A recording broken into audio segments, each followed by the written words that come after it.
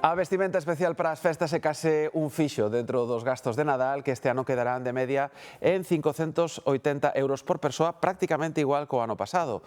Iso sí, cando invistamos en roupa, dependerá moito de se optamos polos conxuntos de gala ou polo pixama para todo. Mónica Fernández. Durante anos o Nadal tivo un código non escrito, vestirse ben e arreglarse máis, pero durante os últimos anos esta tendencia vai mudando e hai quen prefire poñerse o pixama para cear. Cambian os costumes e agora búscase a comodidade cun punto de diversión. Para os que elixen esta opción non é un sinal de descuido, senón un punto de vista diferente das celebracións. As redes sociais foron clave para esta nova moda. Xunto ás compras en liña e os anuncios personalizados, popularizaron axiña a idea de celebrar a noite vella en pixama. Mis padres tienen un pijama igual, se lo ponen también, pero solo cuando toca nuestra casa. O sea, cuando vamos por ahí, pues vamos vestidos.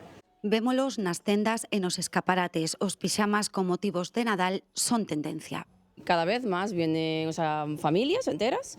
Aparte ahora se hace, pues eso, el pijama conjunto, mamá, papá, niño, abuela, abuelo, todo el mundo, o incluso los calcetines a conjunto. O canon da elegancia en Nadal reinvéntase, as celebracións deixan de ser tan protocolarias para convertérense nunha reunión máis cómoda cun punto de diversión. Me parece divertido, la verdad. Por ejemplo, mi hermana con sus hijos y tal lo hace y me parece súper chulo.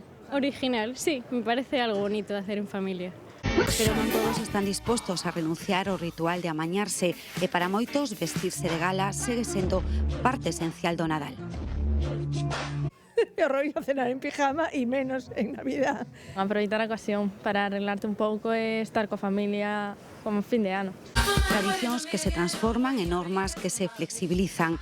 O ano despídese mellor cando cada un o pode facer a súa maneira.